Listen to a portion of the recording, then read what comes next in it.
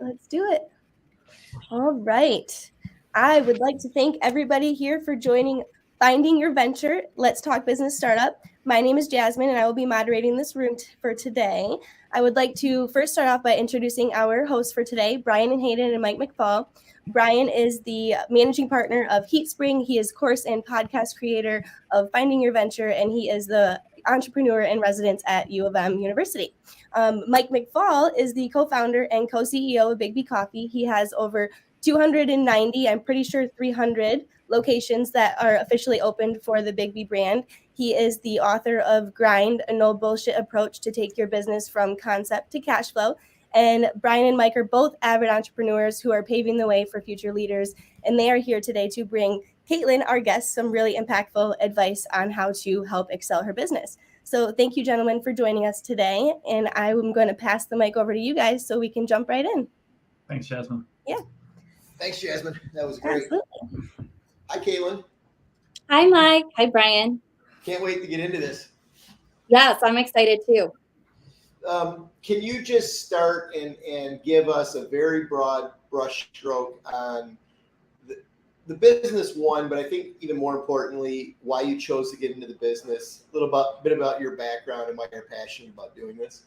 Yeah, I'd love to tell you about that. So I am originally from Chicago. My husband and I are both from Chicago. We actually moved out to West Michigan about 6 years ago. And my background is in digital marketing. So been in marketing my whole life. I actually started, one of my very first jobs was working for Sears Corporate in the downtown Chicago loop. That's actually where I met my husband too. So I did that. I was working in pharmaceutical marketing. I worked for smaller boutique marketing agencies.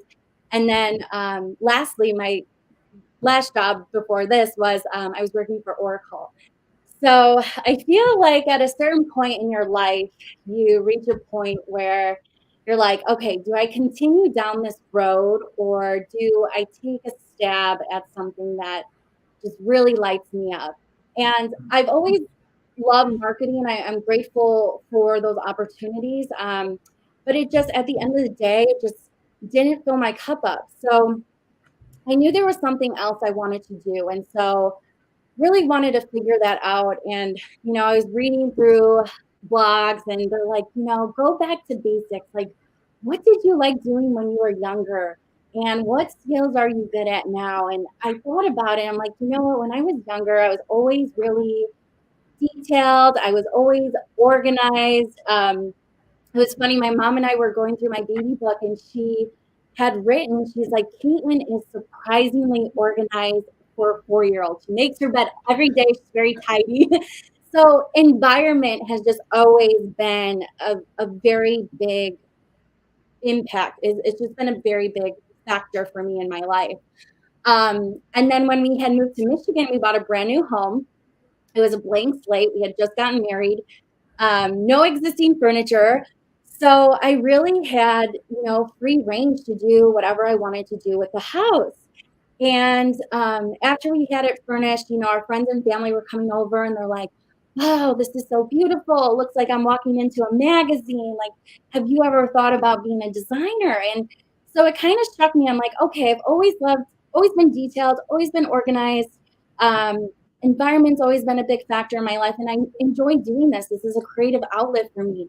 So I enrolled while I was still working in corporate. I enrolled in school to take some classes in interior design.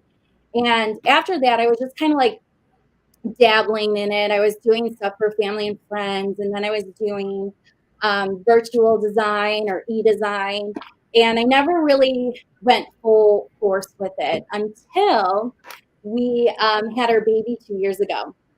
And I'm on maternity leave and I'm holding my baby and I'm like, oh my gosh, I can't even think about going back to a corporate 9-to-5 job. Like, I just can't do this. This is not the life that, I want to live. So I actually found out about decorating den interiors through my school. And I had just thought that they were, a nationwide company hiring designers. So I'm like, I'm going to apply to this. And lo and behold, I found out that they are a franchise company. And I never thought about a franchise, never even crossed my mind.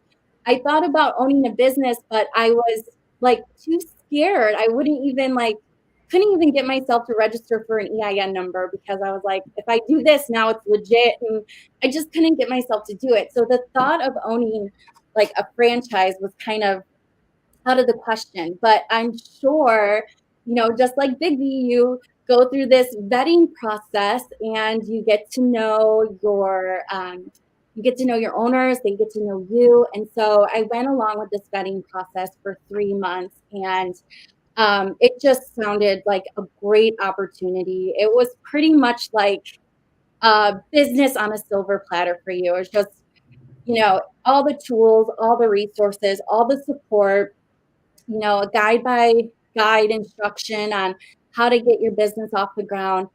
And so my husband and we thought about it and we decided to go for it. I got news that I was awarded my franchise at the end of last year, so December 2021, and officially launched this year, January 2022. And thank you. Yeah, it's exciting. In the meantime, I had been still working like my marketing job and like ramping up the business too. But just this past month, we were like, you know what? Like, we have to give this like full attention, got to give it our all. So just this past month, I quit marketing, quit the corporate world, and just went full time with this. So it's been really exciting, and just grateful for all the opportunities that and lessons I've been learning. So yeah. What's the name of the brand? So the company is called Decorating Den Interiors, but my franchise is Caitlin Scott Decorating Den Interiors, and that's a combo of my name and my husband's name. Okay, great. Thanks.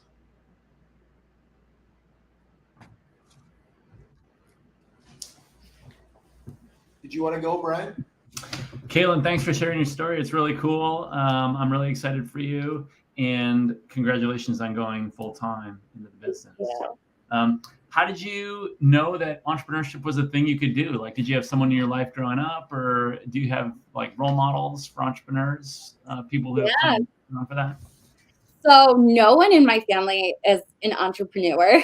They all have that like old school mentality of, you stick to a job and you stay there forever.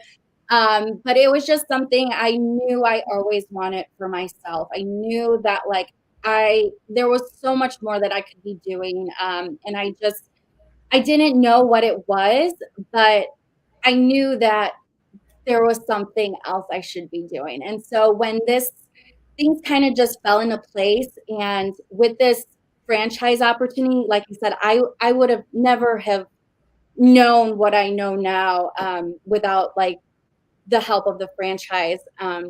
It was just kind of like a no-brainer. They really, set you up for success with that. When you picture like in 3 years kind of succeeding, what does it look like? What do you hope for with the business? Yeah, I definitely hope to have grown. I would love to have a team of people working under me. I'm still fairly new to the area. I've been here for 6 years now. So really just, getting my name out there and networking with people, just having that brand recognition in the community is like my number one goal. But definitely, 3-5 years from now, would love to have a team of employees and, being known within the community as the go-to person. And as you were kind of going through the process, and you talked about like the onboarding process as a franchisee, what was happening that was making you feel better and better about doing it? Like it wasn't as scary as you thought it might be? Yeah, just the support of the other owners too, and of corporate, knowing that they have your back and they have these systems in place. Decorating Den started in 1969, so they have over 50 years of experience, and they're one of the largest decorating services in the state. So just having that credibility of, Decorating Den and the support of Decorating Den and all of their training that they have for their owners, and just their systems and tools. It just made sense to do it. It was just like perfect timing. What's an example of that? Just because I've never been, unlike Mike, I've never been a part of a franchise business. Like what's an example of something that they showed you and you thought, oh wow, that's pretty cool. That's really substantial. Yeah, they have so much training that was available, and just ongoing support. Like, for example, they handle all of like my marketing content for me. So, all of my social media accounts are handled. It's not like I'm not reinventing the wheel. It's something that they consistently do for me. They send out my email marketing. We have like, our CRM tool in place already. So they have all these systems in place that just I was really impressed with. And, again, with a franchise, I have a mentor that I meet with weekly, to make sure that I'm staying the course and I'm on track. And if I have any questions, I can reach out to them. They're very big on just reaching out to other owners if you have any questions. Also, with Decorating Den, we have access to over 150 vendors. It would be so difficult for me to go out, never having experience before, and getting these vendors. So it was just, just the resources alone I was so impressed with. Cool. Thank you. So what's they handle the marketing and sounds like social media pieces and so on. Like, are you generating leads? Are you generating clients? Are you generating revenue at this point? Yeah, so that's all on me. They do, like they'll post to like I said, Instagram, Facebook. They'll do my email marketing, but for me to actually do advertising, that's something that I control. So, for instance, they suggest doing a multi-layered approach to your marketing, right? So doing, digital, doing print, doing direct mail, doing, events. So there's all these different approaches that they suggest you do just to start off and just see what works for your business. So, for example, right now I'm doing a lot of search engine optimization. I'm doing pay-per-click, doing a lot of social media advertising. I'm in some print. And that's all something that, I'm doing to get leads and to get customers. So they've really made it so that my only focus truly is going out there and getting leads and getting clients. And they kind of handle the rest with like the back end stuff, which is like, the email marketing and the client communication. What does the sales process look like? Like once the marketing works and then you have actual people, how does it work? How do you get your customers? Yeah, so we do have a CRM tool. So it depends on what channel they come through, but they get recorded in our CRM. And then I will typically reach out to them to do like a phone screen. I just give them a call and we talk for about 20 minutes just to get an understanding of the scope of their project and what they're looking to have done. From there, if we're a good fit, I'll schedule an in-home design consultation where we'll meet in person at their home. We'll do a tour of the house. We'll talk about any design challenges or pain points that they may be having. We'll take measurements of the space. We'll talk about, what they're looking to have done, what kind of design style they like, color schemes, all of that. And then from there, I'll take all that information and put together a design plan. So I will create a mood board, which is like laying out all the furniture, all the finishes, all the paint so that they can see it clearly on like a nice PowerPoint presentation. I'll also put together a 3D rendering of the space so you can see what that's going to look like. And then also too, I bring over, what's really nice is that we have all of these wonderful samples that I bring along with me so that the client can see exactly like what those materials, what that fabric is going to look like in their home. So with that, if they decide to move forward and we're all on the same page, we do require a deposit at that point. And then from there, I take over with placing all of the orders, working with our vendors, tracking the shipping and the receiving. Once all of the furniture does come into the warehouse, then we schedule an install date with the client to do kind of like a big reveal, final install. So we come in with a team and kind of like what you guys see on the HGTV shows, come in and do the final install and the big reveal. So that's always, the most exciting time. But that's pretty much how our process works. We are true end-to-end decorating service. We handle everything from concept to installation so that our clients literally do not have to lift a finger at all. So it makes it very convenient for them. And so you're 5 months in now. No, sorry, 7 months in. It's July. So how many installs have you done, and what's the close rate for leads? Like, how many leads have you gotten in the 7 months, and then how many have you closed? And then from the date you get a lead to close a lead to install and get paid, how much of the activity have you gotten going? Yeah, so within this 7 months, I've gotten about 25 leads. 3 of them came out to be installs, which has been great. And then I'm currently working on 5 ongoing projects right now. And really, it depends. Like, the lead times can take anywhere between, I would say, projects start to finish can take 3 to 4 months, depending. A lot depends on when the furniture comes in. So, furniture, depending on how custom you want to make it, with custom fabric or just, a custom style, that could take longer. But usually furniture takes for us about 10 to 12 weeks for production, and then another week to ship and get it delivered. So, but total projects probably 3 to 4 months from start to finish.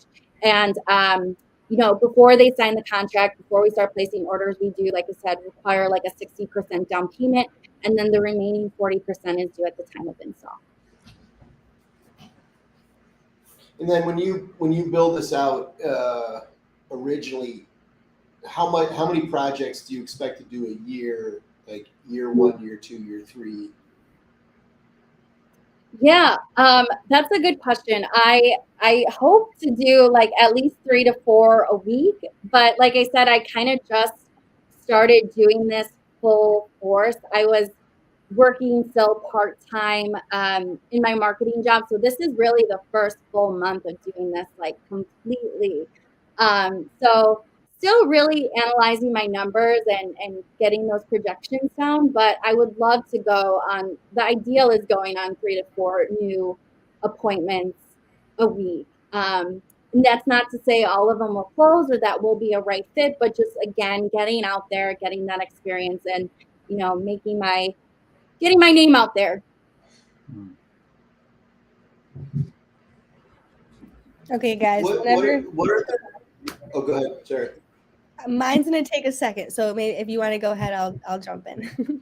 Well, I was just going to ask. You've got a mentor, and you've got the franchise community, which is other franchisees that are doing the same thing you're doing. Plus, you have the home office that supports you. What are they telling you in terms of the best way for you to book 3 to 4 appointments a week? It's just marketing, really like amping up your marketing and taking that multi-layered approach, right? Seeing what sticks in your area.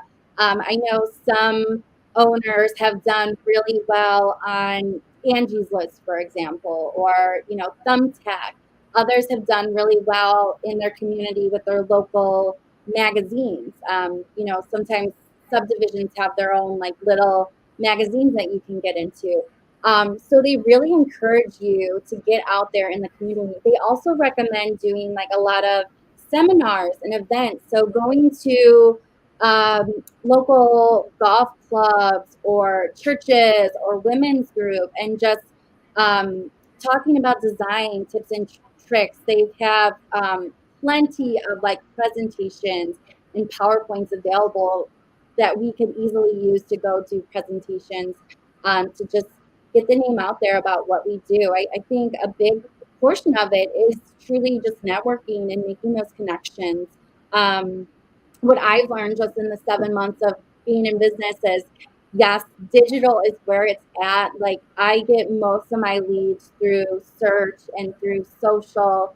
That has been a huge contributor to my leads, but also networking and making those connections. I found that Michigan is very communal, and people want to know who they're working with. Interior design is a very intimate industry. You're going into someone's home and you're meeting their family and you're getting an idea of their lifestyle. That's pretty intimate for some people, and they want to be able to trust and know who they're working with.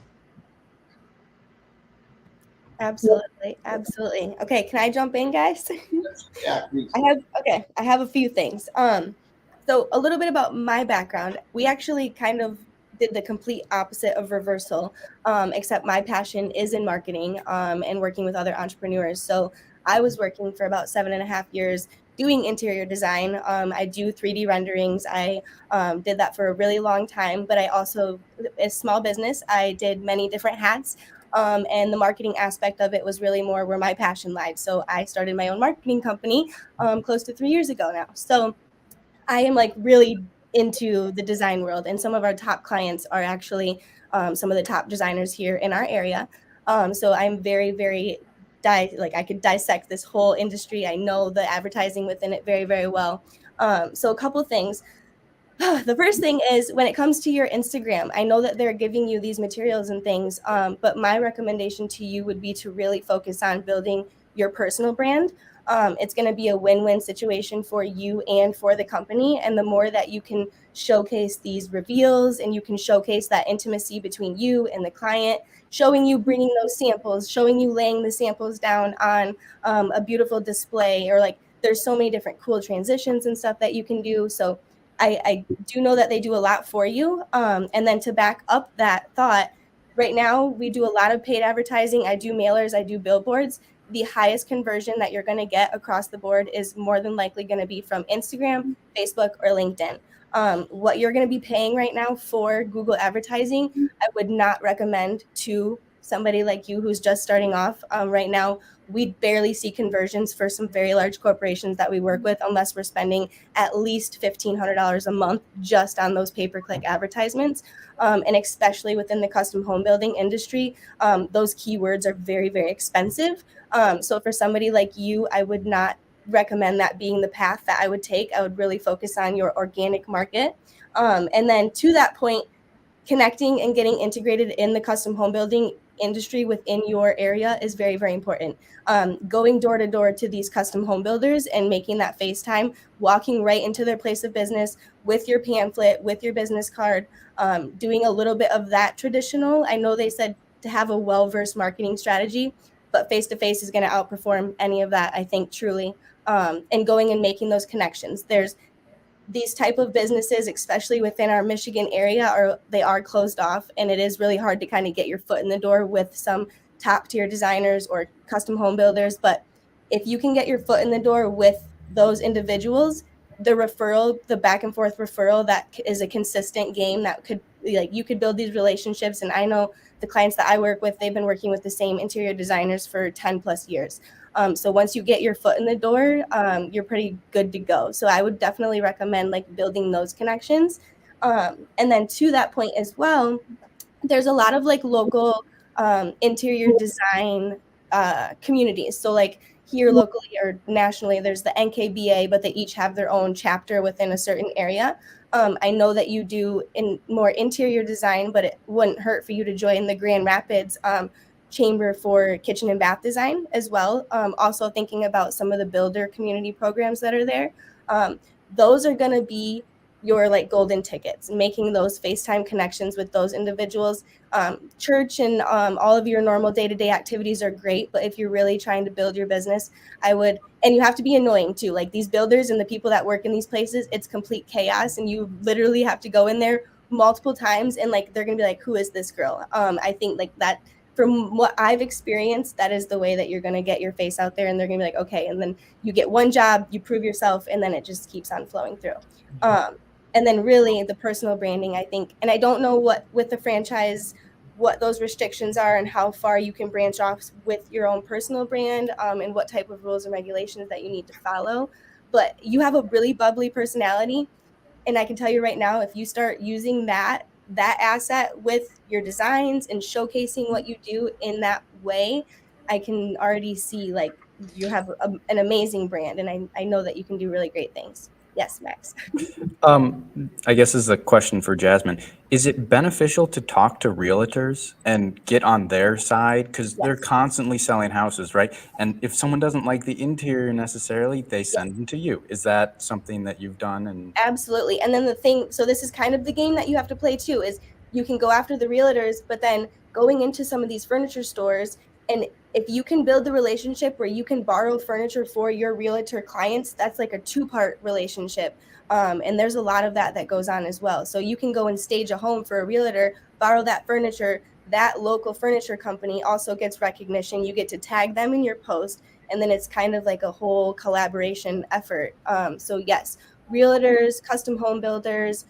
There's a lot of, you're really lucky because I live up north, but down south, there's a lot of like the design center in Troy. You could go to the design center and really get some good FaceTime there. A lot of interior designers are open hand, like they want to share and they want to collaborate. So if there's any way that if you could go in there and also introduce yourself in there, trying to think, realtors for sure, custom home builders, even some of your local handyman and stuff, like anybody that really is in your home working on stuff, property managers. Property managers have access to some very high-end homes that are consistently getting renovated and updated. So getting your foot in the door with those type of people. Yeah.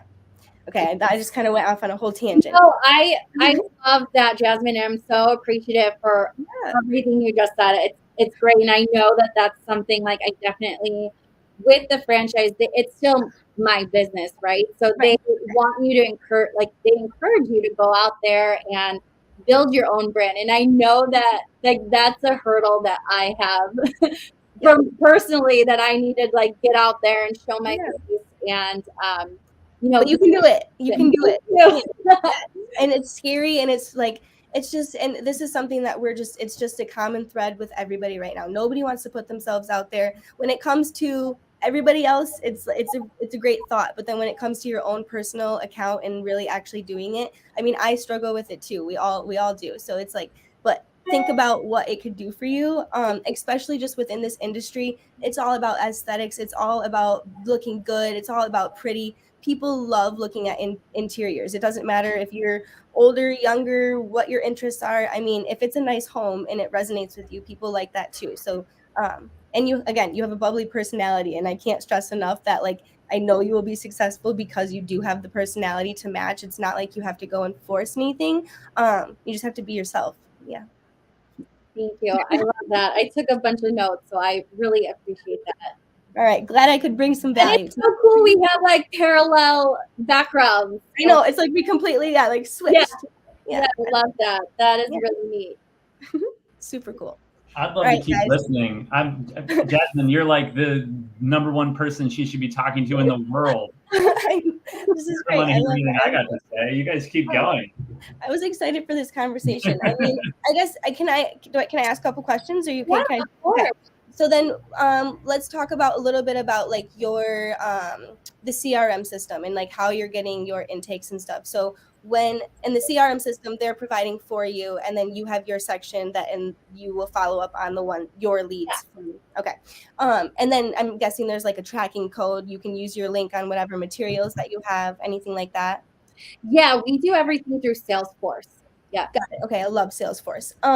So my question to you would be, again, it's about minimizing your time. If you want to get like 3 to 4 leads a week and you're really trying to go out and about, you want to have a very short and easy funnel for your clients to actually reach you. So like on your Instagram, on your Linktree, going ahead and creating your own e-form. You can do this on Google. You can do this on MailChimp.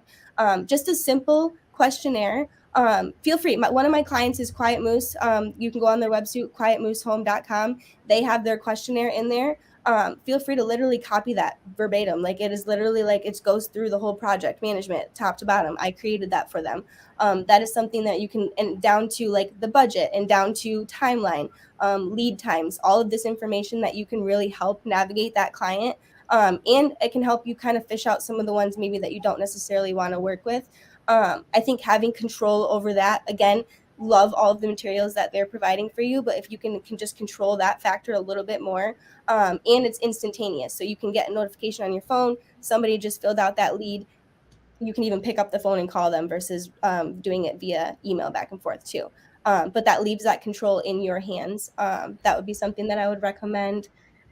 And what else? Yes, You do. I Go did ahead. something similar on Facebook. So I'm doing social media ads, and I have the ad where you can click and fill out the form, and I can contact you. But what I found with that is that those leads aren't as like high quality. I feel like sometimes people just like fill out stuff on Instagram or like Facebook, and then they don't think about it again. So when I actually go to follow up with them, I don't get a response, or they, don't answer the phone.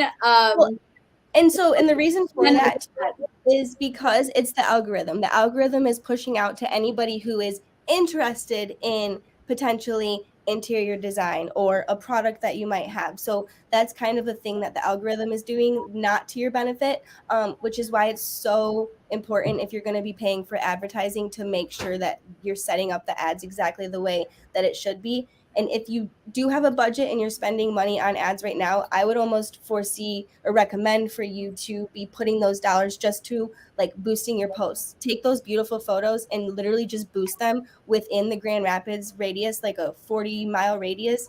You're going to get more conversions and probably higher quality leads on the people that you want because you're showcasing that product of what they want versus trying to boost out and get a lead form. And honestly, the lead form advertisement with Facebook, just the way that it's set up, we haven't seen the results that we would like with that, the way that the advertisement's set up. But I would almost rather see you do just like a brand awareness more broad and let people know about you. So if they're in Grand Rapids or within a 45-mile radius, your stuff is starting to pop up. And the more consistently that is, then you have your e-form set up on your Facebook page, then they're going to be more inclined to reach you. And it's super fast and easy for them to do that. I did have a question for you as well. Oh, do you do your 3D renderings or is that provided? No, I do that. Yeah.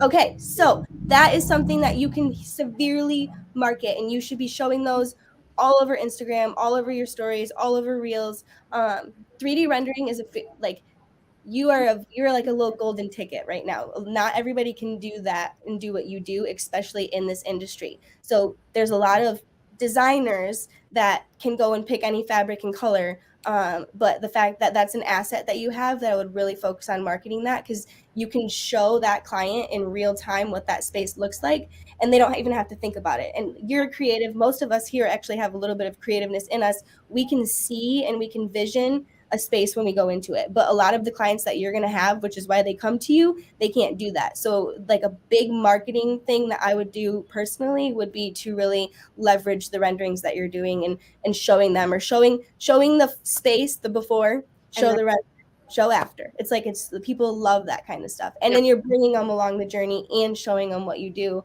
in a really engaging way. Perfect. I love that. Yeah. Love it. Okay. I don't know. I think that's all I got for you at the second. I know I got some more, but I definitely, it's all about convenience, especially with you too. So just making sure that whatever you're doing and wherever you're spending your dollars, one, is it targeted to your right audience too? Because I know you want to go after those higher end clientele. And then two, making sure it's convenient and faster for them, which is why having a little bit of control over your own e-form, I think, would be really great for you. Okay. Yeah. I love that. It's all great advice, Jasmine. I love it.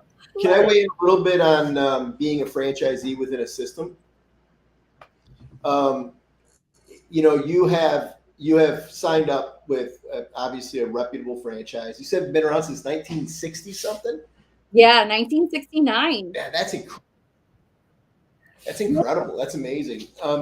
So here's a couple of nuggets about being a franchisee within a system. One, one of the powers of a franchise is you have a whole bunch of franchisees out there that are doing the same thing you're doing day in and day out, and you've got people with great experience. And so what I always coach our franchisees is it's about leveraging that community. And so any opportunity, like when they have meetings, if they have regional meetings or national meetings, go for sure. Don't hesitate.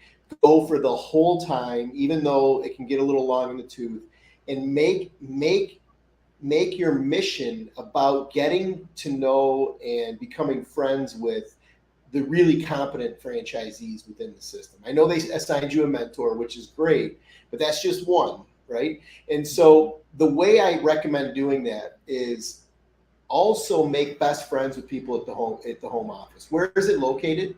In Maryland. So you want to make best friends with people at that home office. You want these people to love you. And when you make that happen, they will bring resources to you.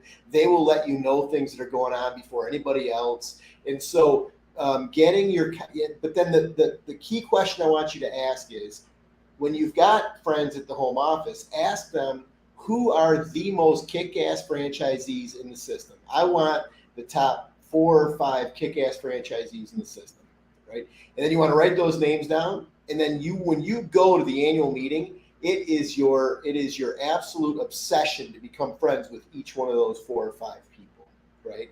And afterwards you're sending them presents. Like I send Brian presents all the time, so he hopefully likes me, that kind of thing. But you want to send them like presents. You want to whatever you got to do to become best friends with these people, and so that way when you need something, they're more than happy to pick up the phone call when you pick up the phone when you call them. So to me, that's really important, right? And it's one of the things that doesn't get talked about so much in franchising, which is you have these really experienced people doing the same thing you're doing, but they've been doing it for 20 years, right? And they've lived this over and over and over again. You want to tap those people's brains. The other thing is, if you get invited to be involved in stuff going on at the home office, at the corporate office, just do it. Because you'll just learn stuff, right, by being involved with those groups. And so and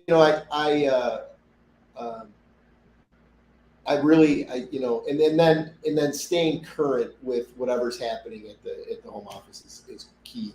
I know, like, we have franchise owners who we haven't talked to or seen in like 3 years, right? And they're just falling so far behind on everything that we have going on. And it's just silly, right? Because it doesn't take much effort to stay engaged.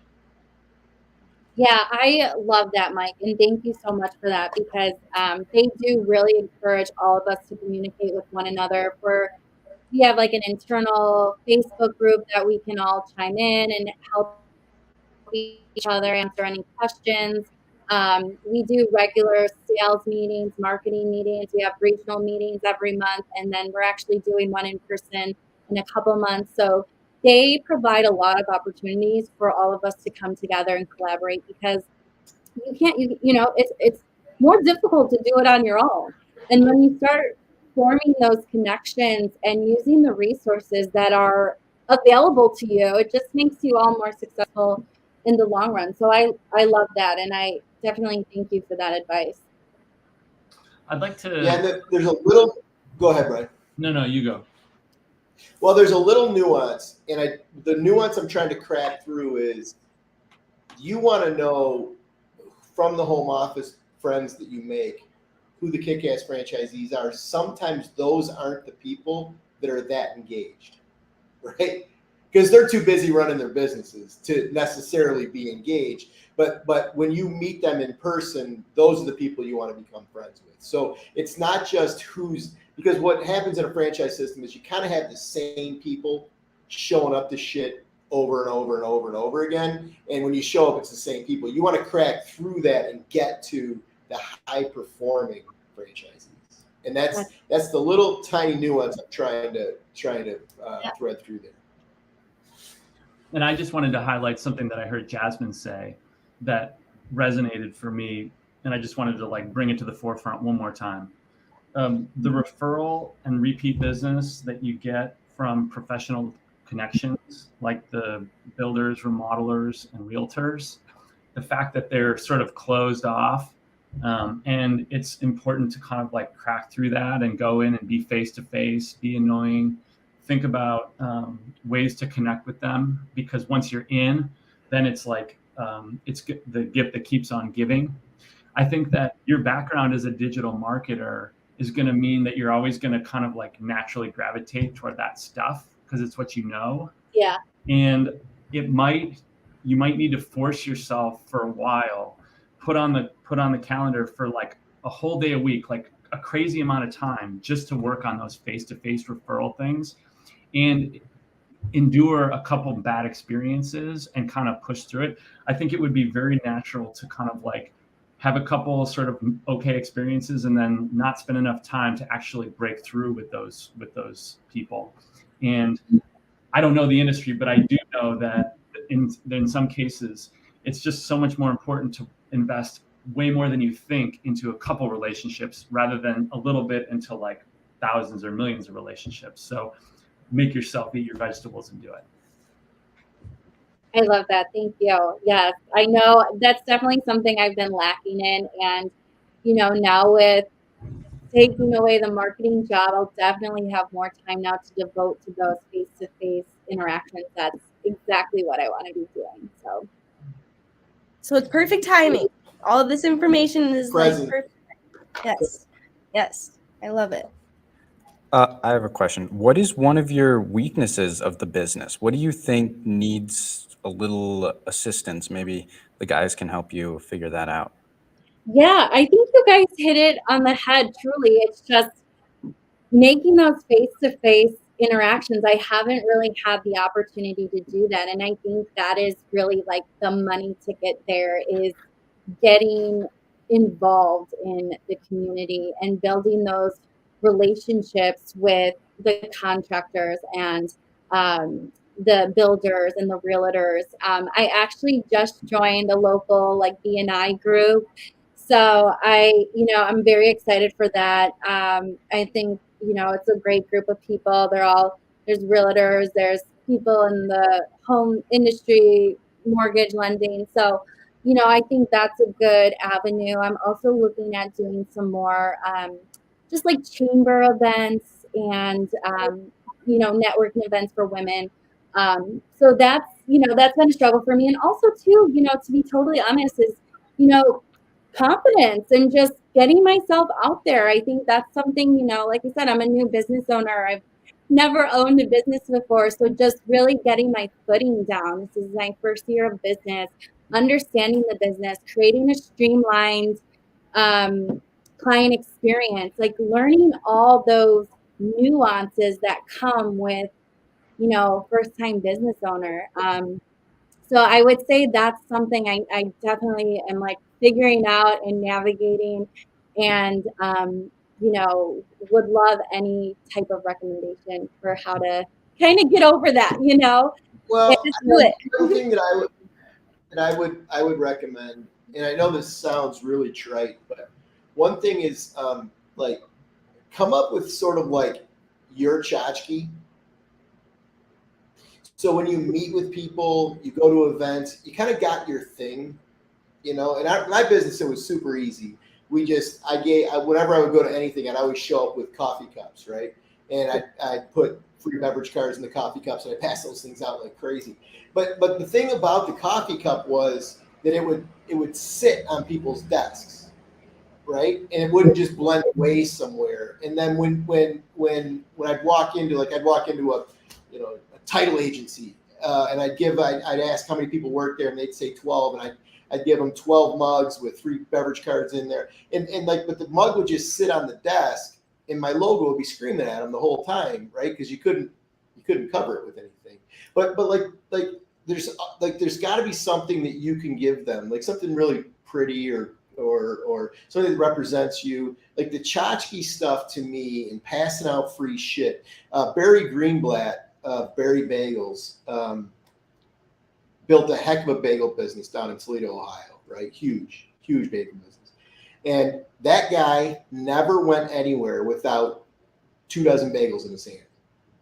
He'd go on airplanes and he'd be giving away bagels. He'd go, the dentist and he'd give away bagels. And he always gave away bagels. And he was Barry Greenblatt was one of the great marketers I've ever known in my whole life. The guy was absolutely brilliant. The guy ended up, had started with one bagel shop in Toledo, Ohio. And I think he built his company up to selling something in the range of about $15 million a year worth of bagels, which is a lot of bagels. Yeah. And the guy was brilliant, but he was always giving it away, always hamming it up too. Like giving somebody a dozen bagels was like his favorite thing to do in the whole world.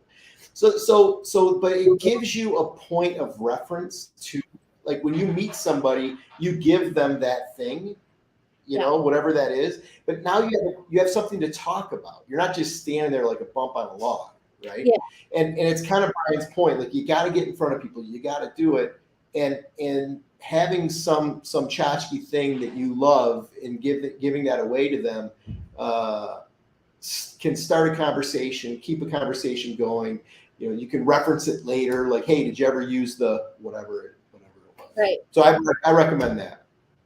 I used to walk around with garbage bags full of mugs with beverage cards in them, like Santa Claus. And I'd walk into office buildings and I'd pass them out to anybody. I'd stand on street corners and pass them out if it was an urban location. I'll bet I gave away, oh God, I don't even know, 50,000 mugs over the years. So anyway, giving away, people love free shit, giving away free shit. It's a very sort of like old school mentality. Kind of takes you out of the digital space, which was what was Brian was referencing. Kind of puts you like physically present there, with somebody and giving them a gift. Yeah, that's great. I know a lot of like realtors, for example, they have like, you can go to their office and buy them lunch and do like lunch and learn about you and about your business. So I think there's 100% value in that. So yeah, I'll have to think about what that product might be. For the builders and the anybody in the custom home building industry, the tradesmen, donuts and coffee, anything along those lines, they will love you forever. And if you do it multiple times, they will be your best friend. Yeah. That's the key to their heart, huh? Donuts and coffee. Perfect. Yes. I agree with everything that those guys said. I'll just say, on a psychological level, an emotional level, as someone who doesn't necessarily gravitate towards sales, but found a way to get very comfortable with it, it really does. It is really important for me to understand the actual problem that somebody has. And if you can, whether it's a builder or a realtor as a referral source or the end clients, to actually really be like, I understand what that problem is. And so then you can recognize it when you see it and talk about it. Then you feel like you're doing them a favor by selling them something, Yeah.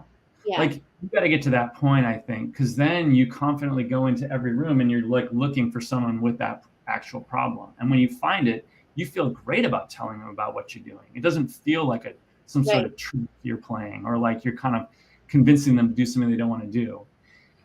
So I think my sense is that, like, if you get really sharp on what that is and you get a couple examples that you can tap into, you're going to feel so confident doing that. And then all these techniques that they're talking about are going to totally work. Yeah. Great. Yeah. I have another question. What is your ideal consumer? Who are you looking to help? Yeah. So really, we do all sorts of products or all sorts of projects. I would love, obviously, the bigger the job, the better. I've been working with a lot of people who have bought brand new homes and just don't have any idea on how to furnish it or how to arrange the furniture. That can be a really overwhelming process for someone who's building a new home. They don't know the types of fixtures they want or the color. They want it all to be beautiful and cohesive. So That would be, obviously an ideal client is someone who's looking for multiple rooms.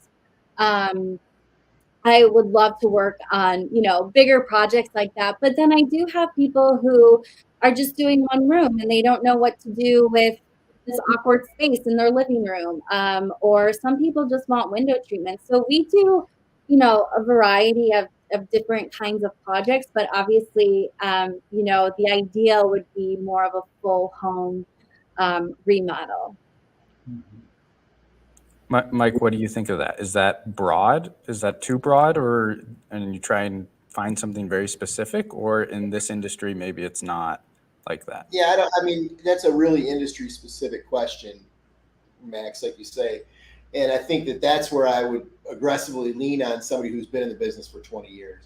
Like maybe at the beginning you do take the tiny little small projects just to build relationships and get to know people, and you never know who that person's going to refer you to. Like, you do a great job for them, and yeah, you only make a few $100s off of it or whatever, but you never know who they know, or who, they're going to be super happy with your service, and then they recommend you. So, a lot of times you do a shitload of work for people, you don't make any money, right, but those are the people that love you and then recommend you. So I always, until you're maxed out, like from a work perspective, then take the free jobs, take the small jobs, and perform at a super high level, and then that can't hurt you.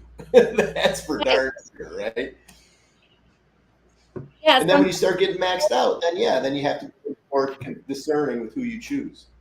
Yeah, I agree. Sometimes it's the most unexpected people that might have the largest budget. So you never know. And I'm all for, taking on any project that I can get. So it also helps. Yeah, I think the perspective. Go ahead, sorry.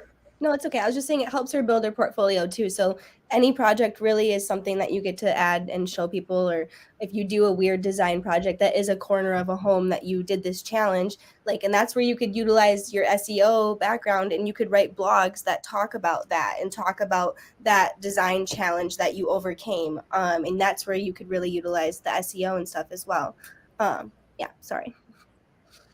Well, and I just think that, I mean, I know for me and a lot of the entrepreneurs, I've given away more product, more stuff in my career than it's probably, I couldn't even begin to add it up in terms of how much I've given away, and it just builds goodwill.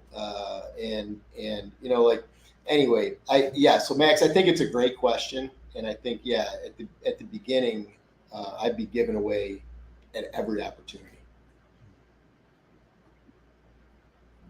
Jasmine, I kind of think you should sum this up for us. Yeah. Give us a rundown of what we've learned and what improvements we can make. You got it. So the biggest thing, if I was going to say the biggest thing, my takeaway would be for you would to be to really, and this is something that we just went to a video conference at the end of May, and they touched on all of these pain points that you have of putting yourself out there and the confidence and all this stuff. And it really just boils down to he says, punch fear in the face and just press record. That's literally what you need to do.